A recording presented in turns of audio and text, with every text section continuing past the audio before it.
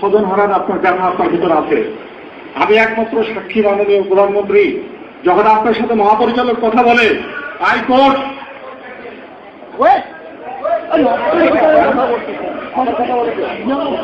একমাত্র সাক্ষীকে আমি বলতে চাচ্ছি তোমাকে, ওই সময় যারা ছিল সবাই ইন্তেকাল করেছেন।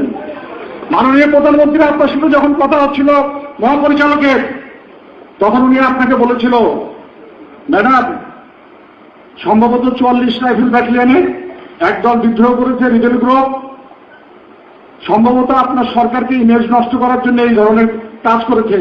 আমি মাননীয় প্রধানমন্ত্রী আমি ওখানে দাঁড়িয়ে তখন শুনলাম, এবং আমাকে সবারই আমরা যারা উপস্থিত ছিলাম মহাপরিচালক বললেন যে কিছুক্ষণের মধ্যেই সেনাবাহিনী চলে আসবে, আমরা অপেক্ষা করছি সেনাবাহিনীর জন্য।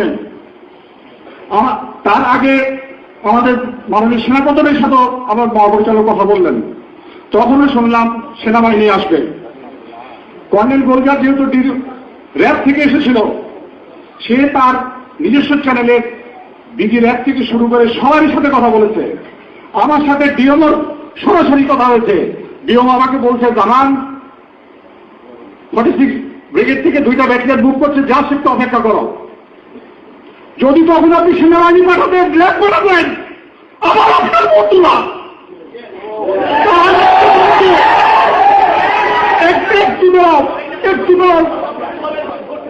তারা বর্বরভাবে ঢুকেছে আধা ঘন্টা পরে, এবং তারা কিলিং শুরু করেছে 11:30 থেকে 11টার পরে। তারা কি কাউকে মানে নাই, কিন্তু যদি র্যাব সেনাবাহিনী এই এখান থেকে এইটুকু যদি 1 ঘন্টার মধ্যে ঢুকতে না পারে, সেই সেনাবাহিনী আমাদের দরকার নাই,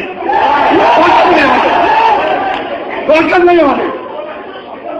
আমরা অসহায়ের মতো ওখানে বসে আছি, সবাইকে বলা হচ্ছে, সবাই আমাকে বলছে আসছে আসছে, কেউ আসলো না। মাননীয় প্রধানমন্ত্রী মাত্র প্রথম দিকে 20 থেকে 30 জন সৈনিক হচ্ছে রাইফেল নিয়ে চারিদিকে ঘেরা ছিল, ওদের কাছে লাইভ অ্যামুনিশন ছিল না, ব্ল্যাক অ্যামুনিশন দিয়ে ফায়ার করছিল। 10 থেকে 15 মিনিট পরে কোপ ভেঙে তারা লাইভ অ্যামুনিশন নিয়ে আমাদের সামনে লোড করে তারপরে ফায়ার করা শুরু করেছে ভেতরের দিকে। তখন তারা সাহস করে, আমরা নিরস্ত্র ছিলাম, তাও সাহস করে তারা ভিতরে ঢোকে নাই, বাইরে থেকেই ফায়ার করছিল মাননীয় প্রধানমন্ত্রী। কিন্তু আমি জানি না কেন আপনার মধ্যে কে বুদ্ধি দিল আপনার সংসদে এটা রাজনীতিক দলে সংশোধন করতে হবে, কেন বিদ্রোহ ঘোষণা বিদ্রোহই করতে হবে, কিন্তু এটা করলেন না। রাজনীতি সব জায়গায় চলে না মাননীয় প্রধানমন্ত্রী, রাজনীতি খবর যদি ইচ্ছে আমার সেনাবাহিনী কোথাও আমাদের একটা ট্রেন পাঠাতো, অথবা একটা যদি আমাদের কমান্ডো বাহিনী একটা প্ল্যাটুন যদি যেত, ওরা পিপিলিকের মতো পাঠিয়ে যেত, কিন্তু কেউ গেল না। অসহায়ের মতো আমার অফিসার গুলো সব মেরে ফেললো, সব মেরে ফেললো। আপনি আমার চেষ্টা করতে পারলেন না, চেষ্টা করতে পারলেন না। মাননীয় প্রধানমন্ত্রী, আপনি যদি সর্বোচ্চ আসনে থেকে কাউকে যদি সাহায্য না করতে পারেন, তাহলে আমাদের ইংলিশ সিস্টেমের দরকার কেন? যে যান অন্য দেশকে লিগ না করতে পারে। মাননীয় প্রধানমন্ত্রী, আপনি যদি আমাদের ইউনিফর্ম দিয়েছেন, শপথ দিয়েছি আমরা, জলের চলে আকাশে যখনই আদেশ করা হচ্ছে দেখেছি, আমরা ইচ্ছা করে বিডিআরে যাই নাই, আমাদের ডেপুটেশনে পাঠানো হয়েছে প্রশাসনের নির্দেশে আমরা গিয়েছি। তাদের একটি আক্রোশ ছিল, সেনাবাহিনী, তোরা সেনাবাহিনীর অফিসার তোদেরকে সবাইকে মারবো। এই সেনাবাহিনীর অফিসার বিজনেস কারা ঢুকেছে আপনার রাজনীতিবিদরা।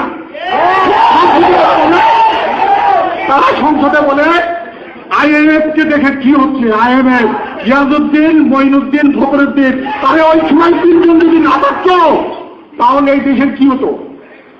আপনার সংসদের সংসদ সদস্যরা এই কথা সংসদে বলে। যদি ওই সময় আমার সেনাবাহিনীরা বিডিআররা যদি সহযোগিতা না করতো, মাননীয় প্রধানমন্ত্রী আপনি বলেন কি হতো? 111-এর পরে কি হতো? আপনি মাননীয় প্রধানমন্ত্রী, আপনার সংসদ সদস্যরা আমরা টিভিতে দেখছি যত বিদ্বেষ সেনাবাহিনীর অফিসারের উপরে। আমরা কি দোষ করেছি? আপনি কি সুযোগ সুবিধা দিয়েছেন আমাদের সেনাবাহিনীকে? একটা একটা করে বলেন আমাদের সঙ্গে যে আমরা তোমাদেরকে এই দিয়েছি, তোমাদের সুযোগ সুবিধা। মাননীয় প্রধানমন্ত্রী আমাদের একটা উত্তর দেন আপনি। কি এমন আমাদের সুযোগ সুবিধা দিচ্ছেন যাতে করে আপনাদের সংসদ সদস্যদের এত অন্তর্জালা সেনাবাহিনীর উপরে? বলেন মাননীয় প্রধানমন্ত্রী, কেন সংসদে শুনতে হবে? আমরা কি পরদেশ থেকে এসেছি মাননীয় প্রধানমন্ত্রী? আপনাকে ভাই তোমরা একটু চুপ করো, একটু চুপ করো।